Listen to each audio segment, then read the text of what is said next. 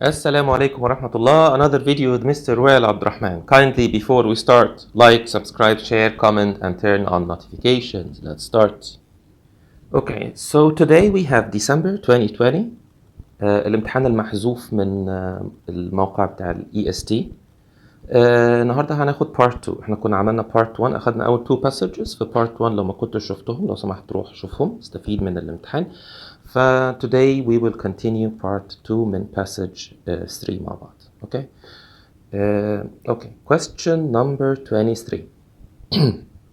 Dream psychology. Psychoanalysis for beginners by Sigmund Freud. Okay. Question number 1. Hello, question number 23 بيقول ايه؟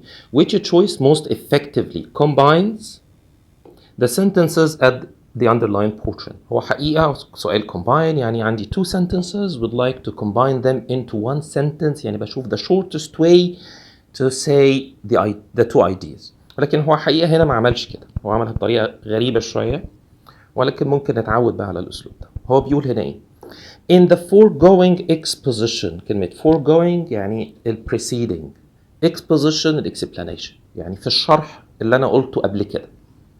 Okay. We have now learned something of the dream work. يعني في الشرح اللي احنا قلناه قبل كده احنا اتعلمنا حاجة على ال dream work. بعدين حط سيميكول. We must regard it as a quite special physical process which بعدين في non-essential هنا. We can delete it. Resembles nothing else. يعني احنا we regard it، احنا هنعتبره quite something special. حاجة special مش شبه أي حاجة تاني. طيب بيقول in no change. اوكي، ودي برضو حاجة غريبة شوية. اوكي، ولكن احنا تعالى ناخدها زي ما قلت لكم ان احنا the shortest way to say the idea. اوكي، ونشوف الريليشن بينهم ايه.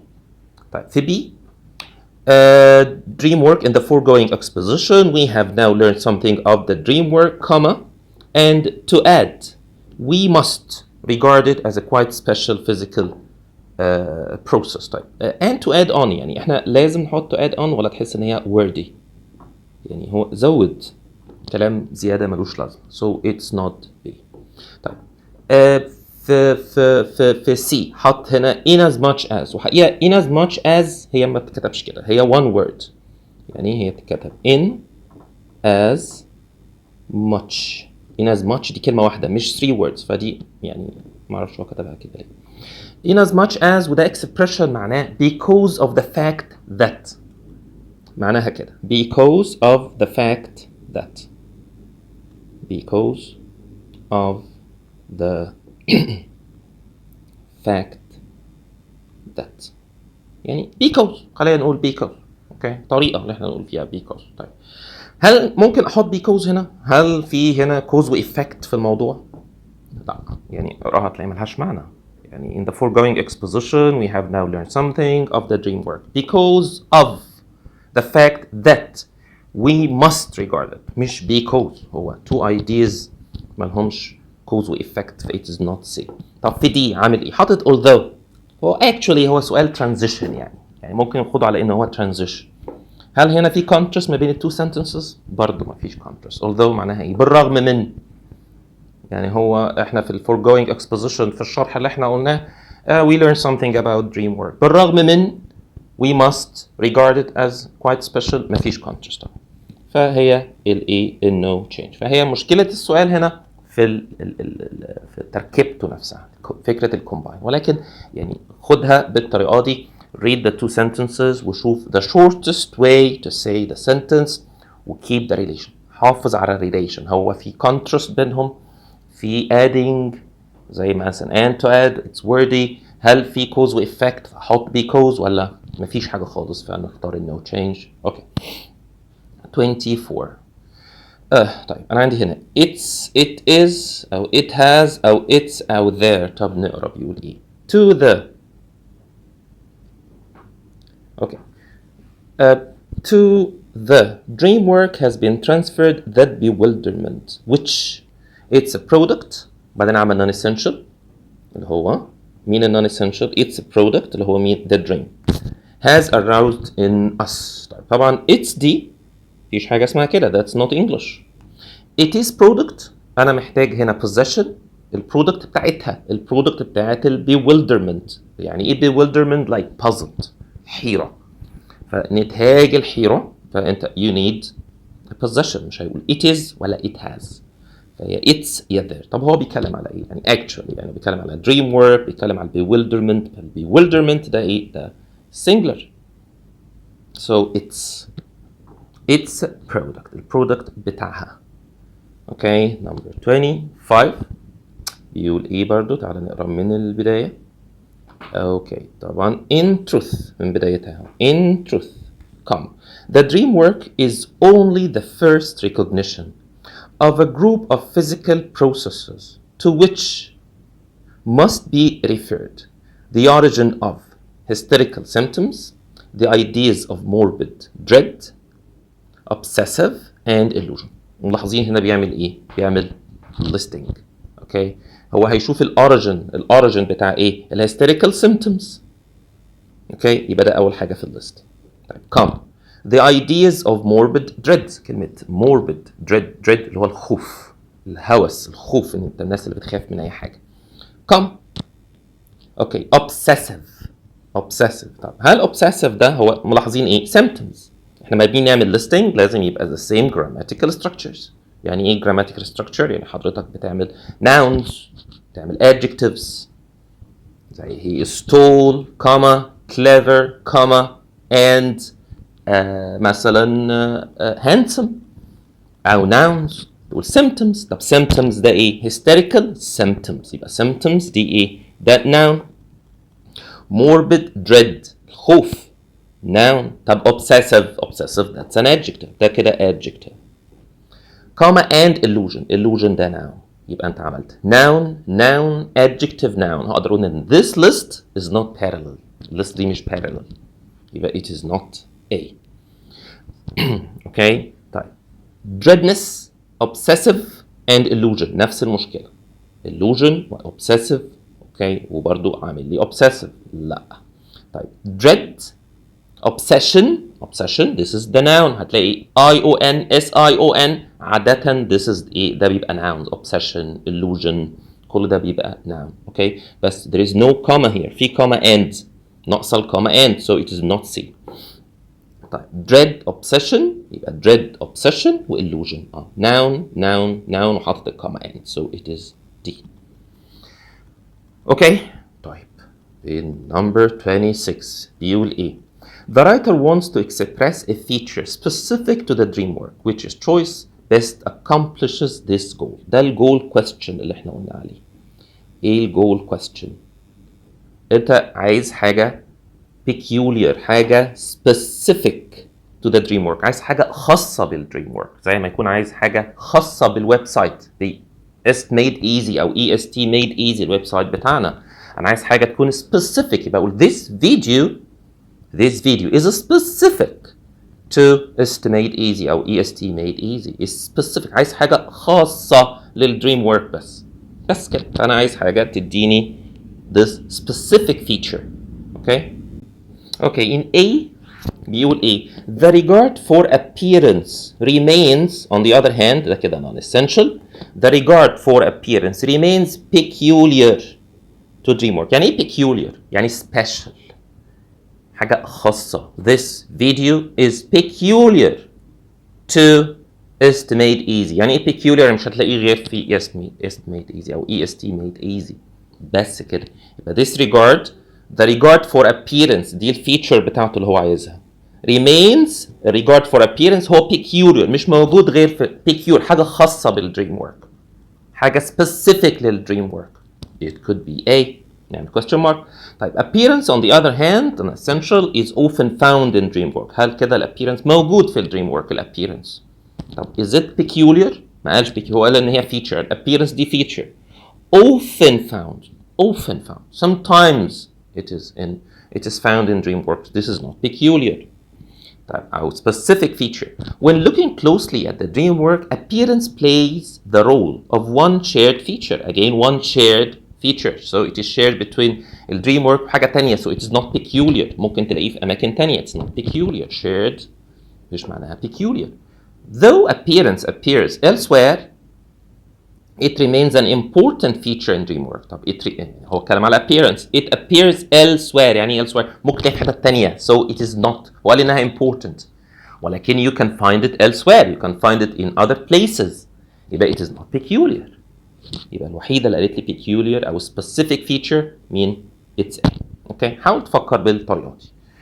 اوكي number 7. اوكي a whole number طبعا لقينا هنا ايه dashes وبنظرة عامة كده طبعا يعني على طول ده ايه يعني punctuation فركز كده في البنكتويشن شوف التريك هنجيبها ازاي. a whole number of phenomena of everyday life of healthy persons بعدين عمل داش ظريفة كده forgetfulness slips in speaking and in holding things together with a certain class of mistakes are due to physical mechanism analogous to that of the dream and other members of this group. طيب يعني التريك هنا فين؟ عارفين التريك فين؟ دايما بص بعد الداش الاخير او بعد الاندرلاين الاخير تلاقي في هنا ار due to في هنا ار واقفه لوحدها كده. بتاعت مين الار دي؟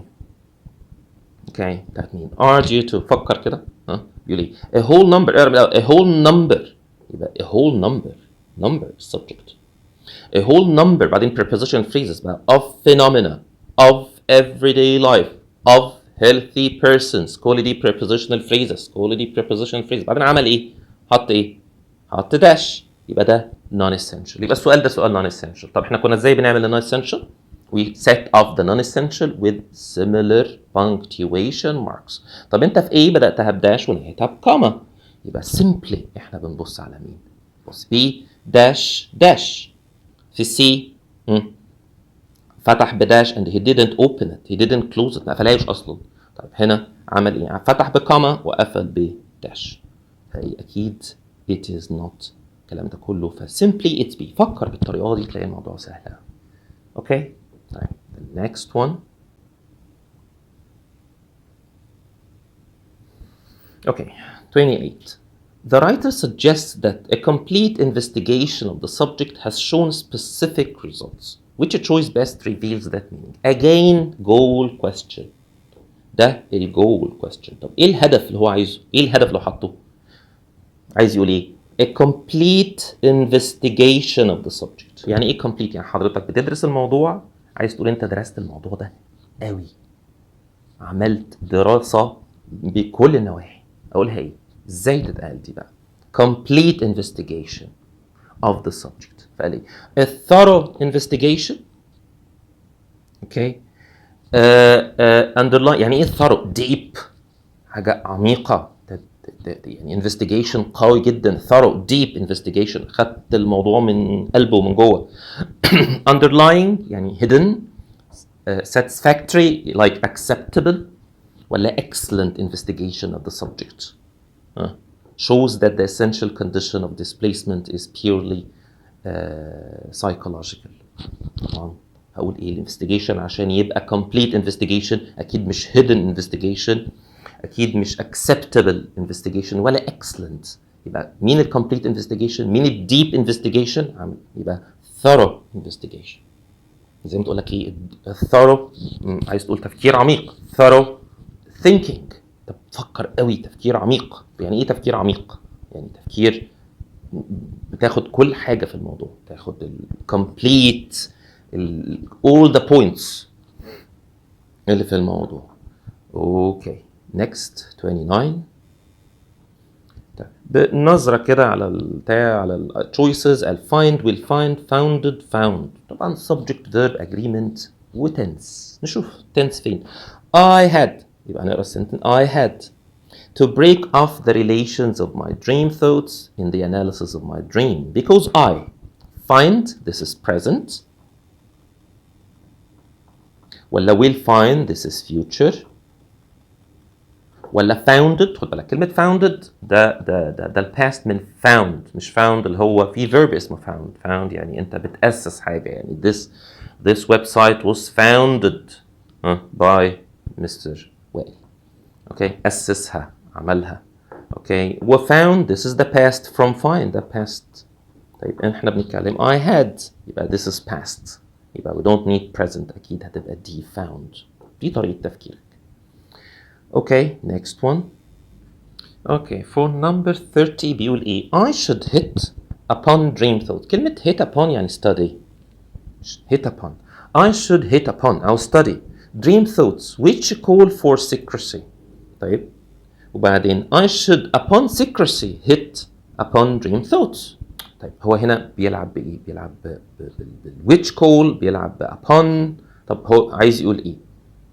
I should study dream thoughts which، مين ال which دي؟ اللي هي thoughts، ال dream thoughts which call for secrecy. مين اللي call for secrecy؟ ال dream thoughts. ال dream thoughts الأفكار بتاعت الأحلام دي بت call for secrecy. فيعني إيه كويسة جدا. طيب I should upon secrecy hit upon dream thoughts. يعني حتى يعني في redundancy هنا ال upon يعني حتى it doesn't make sense وفي redundancy يعني في تكرار. طيب should I hit، طب هو هنا عمل ايه؟ should I hit، should I دي كده question، يعني ده كده question صح؟ بتبتدي ب should I، بتبتدي بالhelping verb can I help you، تحط question mark. ف this is not a question لأنه حاط full stop so it's not C. طيب I should hit which call for secrecy. احنا قلنا ال which دايما الموديفاير اللي اسمه which وهو لازم يتحط directly after the word it refers to أو it modified. طب hit the verb، في حاجة اسمها hit which، في اسمها كده hit which. طبعا that's not English. which دي عايدة على مين؟ على thoughts، على dream thoughts. So it is A. Okay. Okay. For 31. Okay. عندي هنا while, since, if, because. طيب من غير ما نقرا كده احنا اتعودنا ايه؟ ما نلاقي حاجتين شبه بعض delete them. طب مين هنا شبه بعض؟ since و because. هما الاثنين واحد. since معناها because و because معناها because. So B و D رايحين مع بعض. يبقى الفكرة هنا ايه؟ يا while يا if. transition. يعني ايه transition؟ يعني هو قال فكرتين، يعني خلينا نقول مش transition، يعني هو مش transition من السنتنس اللي جايه، لا هو two sentences relation ما بين العلاقتين. هي while بتعمل contrast ولا if؟ فاقراها كده وشيل لو في non-essential شيل عشان تفهم.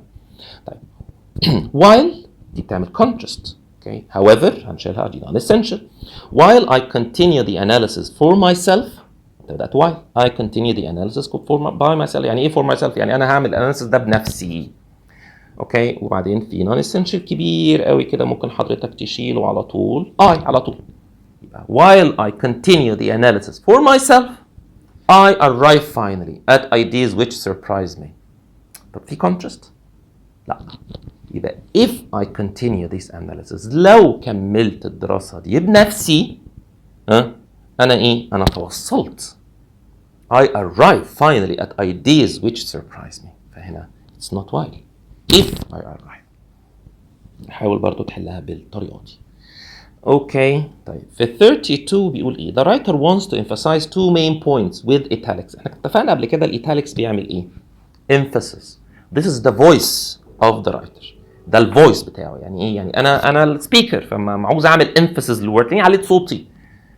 يعني يا مازن study hard study، قمت معلي صوتي عملت emphasis لكلمة study مش play hard study hard. طب الرايتر ازاي علي صوته؟ الفويس بتاع الرايتر ايه؟ الايتاليكس. يعني ايتاليكس emphasis الكلمة دي مهمة ف which two words بقى هو عايز يعمل عليه emphasis؟ فنقراها. يبقى نقراها while أو sorry if I continue the analysis for myself I arrive finally at ideas which surprise me. هو وصل لأفكار، هيوصل لأفكار تفاجئه يعني which I have not known to be mine which not only الأفكار اللي طلعت له بقى دي which not only appear foreign to me but which are unpleasant. يعني الأفكار دي كانت مش بس غريبة، foreign هنا بمعنى غريبة يعني، وإيه كمان but ولاحظنا هنا not only but مش لازم also، يعني ممكن not only but also أو not only but. خد بالك من التريك دي عشان بيجيبها كتير. which not only appear foreign. مين أهم كلمتين هنا؟ مين أهم كلمتين؟ إن هي كانت foreign، أفكار دي بالنسبة له كانت foreign، أفكار غريبة عنه، وفي نفس الوقت unpleasant. يبقى I need to highlight الإيه؟ highlight كلمة foreign وكلمة unpleasant. طب في إيه أنت عملت appear؟ يبقى مين اللي هيعمل الهايلايت للاثنين؟ I think هنا foreign و unpleasant C. بس دي طريقة تفكيرك. اوكي طب 33 which choice best fits the writer's main idea stated in the previous sentence. طيب هو قال ايه تاني sentence اللي مش بتخلص دي؟ هو بيقول تاني if I continue the analysis for myself I arrive finally at ideas I arrive finally at ideas which surprise me. هو الراجل وصل لأفكار، بيفكر بيقول أنا لو عملت الدراسة دي أنا هوصل، أنا وصلت لأفكار مالها surprised me. هي دي اللي هو قاله actually. okay. وبعد كده قال ايه which I have not to be mine، وبعدين which not only foreign، الأفكار دي foreign و unpleasant and which I would like to oppose vehemently. أنا عايز أعارض الأفكار دي whilst the chain of ideas running through the analysis intrudes upon me intrudes upon me inexorably. يعني ايه الأفكار بدأت تدخل عليه intrudes، تقتحم دماغه و unstoppable. he can't stop الايديز اللي وصلت له، عايز يعرضها but he can't. عارف انت لما اجي اقول لك عمال انا اقول لك في افكار فانت عايز تعرضها but you can't، يبقى في الاخر هتعمل ايه؟ you have to ايه؟ ده اللي هو عايزه. I can only take these circumstances into account by ايه بقى؟ هيعمل ايه؟ admitting that these thoughts are actually part of my physical life. يبقى حضرتك هتعترف that these ideas are actually part، ولا revealing يعني showing، ولا observing، ولا submitting. عارفين submit بمعنى ايه؟ يعني كان submit the homework، حد ذاكر الهومورك فيو submit the homework، او submit لحد اقوى منك you submit يعني yield give up. طيب الراجل هيعمل ايه؟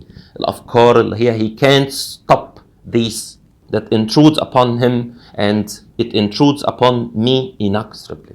يبقى ايه؟ by ايه؟ لما حاجه تدخل دماغك ومش قادر تمنعها يبقى you have to admit.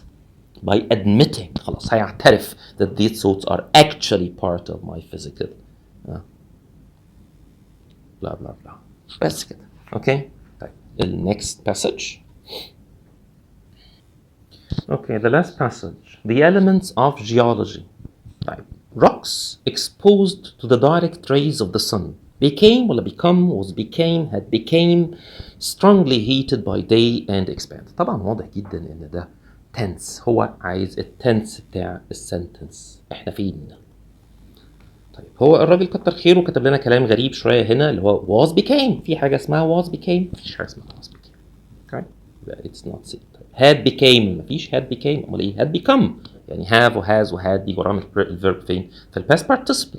had become have become has become that's not English. فيا become present يا became past. صح كده؟ طيب حد يقول لي يا مستر طب exposed ده past. لا يا فندم exposed ده modifier. اوكي لو ما تعرفش تفرق ما بين الموديفاير والفيرب لو سمحت تتفرج على الفيديو اللي هو كان اسمه verb modifier trick. هو بيقول ايه؟ الروكس اللي exposed اللي معرضه to the direct rays of the sun مالهم؟ معرفش. became اولا it's a fact يعني انت عندك clue this is a fact. for fact بنستخدم ال present simple. طيب في clue تاني بص كده بعدها after sunset they rapidly cool ده verb اهو في ال present and contract ده تاني verb. it's a present it's a fact. الفاكت دايما نحطها في ال present simple. يقول لك الروكس المعرضه لاشعه الشمس مالها become strongly heated بتسخن جدا اوكي by day في النهار وبيحصل لها expand. خلاص يبقى they ايه؟ يبقى they become strongly heated by day and expand. حتى في verb تاني هنا expand في ال present برضه يبقى ده verb 1 become and rocks expand. ده في كذا clue لحضرتك. اوكي يبقى it's B. Okay, the next one. Okay, which choice would best be logically placed here to represent the assertion made in the paragraph? يعني هو عايز ايه؟ هو عايز المين بوينت بتاعت الباراجراف. هو الباراجراف بيتكلم على ايه؟ ونشوف. طب هو من البداية بيقول ان rocks اللي معرضة to the direct rays of the sun become strongly heated by day and expand. After sunset they rapidly cool and contract. حلو جدا. بيكول بيبردوا وبيcontract. When the difference in temperature between day and night is considerable, the repeated strains of sudden expansion and contraction at last become greater than the rocks can bear and they break. يعني الاختلاف ما بين درجة الحرارة الصبح حر جدا بالليل ساقعة جدا فالاختلاف الشديد ده بيخلي الروك ايه؟ break. اوكي بيحصل لها expansion و contraction so at last it break. مين بقى اللي يديني الفكرة دي؟ اوكي في A For the same reason that a glass cracks when plunged into boiling water. Yes, نفس الفكرة. نفس اللي بيحصل مع الرقص بيحصل مع الجلاس لما نحطه في boiling water. difference in temperature break الجلاس. It could be a same idea. Although sometimes they remain intact, that's not the idea. ده الopposite بتاع الidea. Okay, and this can be viewed in other materials. I think again that's too broad. Taking into consideration the fragility. برضو انت ما قلتليش حاجة عن fragility اللي هي قابلية الكسر. اوكي هو بيتكلم على الرقص، يعني رقص مش يعني ما اتكلمش على الفراجيليتي فوق خالص يعني. فهو هنا it's a فكرة الجلاس اللي شبه الرقص. اوكي that's it. Okay 36. Okay, question 36. Where in this passage should the underlined sentence be placed? Sentence placement. نعمل ايه؟ اقرا السنتنس اللي in question. Okay, in cooling in the evening, the surface shell suddenly contracts on the unyielding interior and in time it is forced off in scales. بيكلمني على الكولينج بتاع الرقص في الايفنينج وايه اللي بيحصل فيه. طيب نشوف نقرا. اوكي هو عايز يحطها after 2 after 3 after 4. Just read. ولو لقيت اي question وانت بتقرا answer it. Okay, rocks are poor conductors of heat, and hence their surface may become painfully hot under the full blaze of sun. طبعا هنا 37 hence ولا yet ولا so far ولا henceforth. طب يعني ايه hence؟ يعني as a result. Okay, as a result يعني نتيجة ده حصل كذا. and yet معروفة طبعا. طيب so far يعني ايه so far؟ يعني until now يعني لغاية دلوقتي. until now يعني your parents can protect you so far. Later on you can protect yourself. طيب henceforth يعني ايه henceforth؟ يعني after this. after this بعد ده henceforth you can do that and that and that. طب هو بيقول ايه؟ بيقول ان many rocks are poor conductors of heat. الرocks poor conductor مش بتوصل الحرارة. and ايه؟ هو بيعمل complete تاني and their surface may become painfully hot under the full blaze of sun while the interior remains comparatively cool. يعني هي rocks مش good conductor مش بتوصل الحرارة وبالتالي السيرفيس بتاعها هو اللي بيسخن. شوف انت قلت ايه؟ وبالتالي as a result عشان مش بتكوندكت الهيت فالهيت مش بيوصل جوه الروك. السيرفيس بس هو اللي بيبقى سخن ولكن جوه it doesn't مش بتوصل الحرارة. يبقى هو ايه هنا؟ and as a result نتيجة ان هي poor conductor of heat يبقى hence as a result their surface may become painfully hot. مش بتدخل السيرفيس بقى hot جدا ومش بتوصل الحرارة للانتيرير اهو لما قال ايه while the interior remains comparatively cool. يبقى هنا انا محتاج ايه؟ and hence. اوكي طيب وبعدين by day يعني ايه by day؟ يعني الصبح in the morning the outer layer expands and tends to break loose from the mass of the stone. بسبب ان هو الانتيرير cool والsurface hot فبتبريك بتتكسر. 38 عايز ايه؟ which word choice is most in line with the paragraph. in line with the paragraph. طيب هو قال ايه؟ هنا عايز يحط layer. the outer layer. حد يقول لي مستر outer layer؟ ممكن outer layer. the outer layer of the rock ممكن. اوكي the outer shell ممكن نقول outer shell ممكن. the outer covering so it's not a covering. the outer armor درع it is not. سي ولا دي اكيد. طب نعمل ايه؟ حضرتك اقرا الباراجراف كده بص هو قال ايه عليها ولا ايه. بص او sentence in cooling in the evening the surface shell يبقى هو سماها shell. هو ما قالش layer. هي اسمها shell الطبقة الخارجية ما قالش layer. ده السبب ان انا ممكن قلت هنا ايه دي outer shell. استخدم كلمة shell عشان كده قال in line with the paragraph. B. Okay so by day the outer shell حصل لها expands and tends أو the outer shell expands and tend to break loose from the mass of the stone. يبقى by day. يبقى طبيعي ان انت كلمتني على by day نرجع ل 36 يبقى في النهار بيحصل كذا. يبقى طبيعي ان انت تقول لي ايه by evening او in the evening. يبقى طبيعي ان انت تحطها after 3.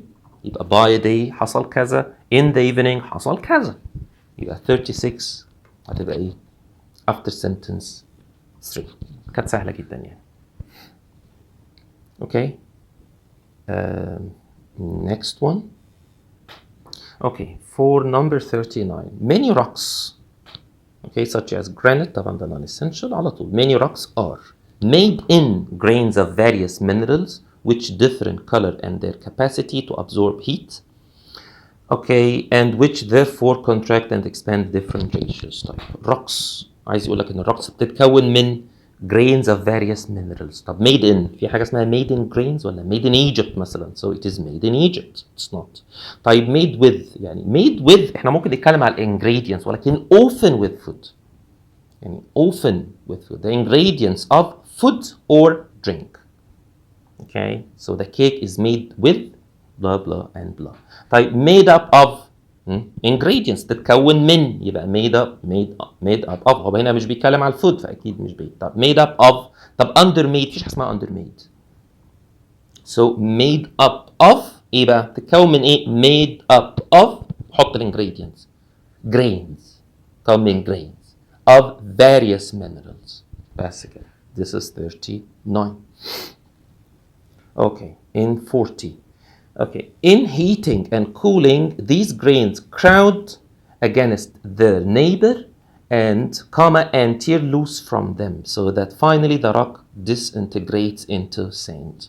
طب في هنا عندك and هو دول يعني حاجتين بيعمل listing عشان اعمل and يبقى نفتكر it's a list x, y, and z او two complete ideas. I traveled to the States, and I studied abroad. يبقى هنا this is. طيب هو بيقول ايه؟ عمل حاجتين. ايه هما الحاجتين اللي عملهم؟ A and E. فكر. يبقى in heating and cooling these grains عملت ايه؟ crowd. يبقى ده اول verb. crowd بتتجمع. crowd against their neighbors. وايه كمان؟ and tear. يبقى عملت حاجتين. crowd و tear. طب التو items مش محتاج لهم يبقى verb 1 و verb 2. two items مش محتاج and. يبقى you play and you play and shoot. حاجتين مع بعض. I go to school and meet. I go and meet. يبقى crowd and tear. فهو حاطط هنا and وهنا في C حاطط and اوكي وهنا and مفيش كلام ده خالص طبعا. يبقى ايه 40B and tear على طول. 41. Okay, for 41, there is a sharp and sudden fall of temperature after sunset, and the rocks, وبعدين non-essential. And the rocks, مالها بقى? Are are affected. طيب, يعني I think انت عايز اقول لك the rocks are ايه؟ The rocks are affected and now chilled up. يبقى are affected. هقول لي يا مستر في حاجة اسمها affected. هقول لك affected دي يعني في كلمه اسمها affected. yes في حاجه اسمها affected. it's a verb. يعني affected بتحط لها ايدي. yes affected can be a noun and can be a verb بس ليها معنى تاني خالص. لما اقول لك affected like يعني to cause to come to being يعني to bring about. ده معنى affected. to bring about. يعني مثلا اقول لك the teacher affected several changes in the students. يعني ايه affected؟